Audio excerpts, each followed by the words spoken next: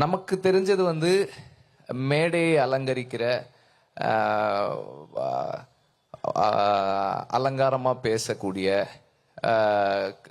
கவர்ச்சி இருக்கக்கூடிய தலைவர்கள் மட்டும்தான் நம்ம கண்ணுக்கு தெரிஞ்சவங்களா இருக்காங்க. ஆனால் தலைவர்கள் என்பவர்கள் மக்களோடு மக்களா நின்று சண்டை போட்டு அந்த மக்களுக்கான விடுதலை வென்றெடுத்து கொடுக்கறவங்க தான் தலைவர்கள். அந்த தலைவர்களை நமக்கு தெரியவே இல்லை. அது மாதிரி ஒரு ஒரு ஆயிரக்கணக்கான தலைவர்கள் நமக்கு இருக்காங்க, இங்கேயே இருக்காங்க. ஒவ்வொரு ஊர்லயும் ஒவ்வொரு தெருவுலையும் ஒரு தலைவர். அவர் ஒரு மக்களுக்கான ஒரு பிரச்சனைனா முன்னாடி போய் நிக்கிறாரு, அடுத்த தலைமுறையை உருவாக்குறாரு. அடுத்த தலைமுறையும் ஒரு பிரச்சனைனா போய் நின்று முன்னாடி நின்று கேள்வி கேட்கறதுக்கு போறாங்க. விடுதலைக்கு முன்னாடி வெறும் சினிமா மாணவனா இருந்த நான் வந்து இப்போ சினிமா மாணவனாகவும் ஒரு மார்க்சியன் ஸ்டூடெண்டாகவும் இருக்கிறேன்.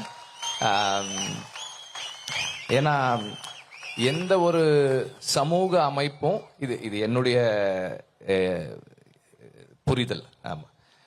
எந்த ஒரு சமூக அமைப்பும் மார்க்சியன் பிரின்சிபிள்ஸ் மேல கட்டமைக்கப்படலைன்னா ஏதோ ஒரு கட்டத்தில் மக்களுக்கு எதிர்நிலைகளை போய் நின்றுடும்ன்றது என்னுடைய நம்பிக்கையா இருக்கு, என்னுடைய புரிதலா இருக்கு. ஸோ இதெல்லாம் வந்து நான் இந்த இந்த 4 இயர்ஸ்ல நான் கத்துக்கிட்ட விஷயங்களா இருக்கு.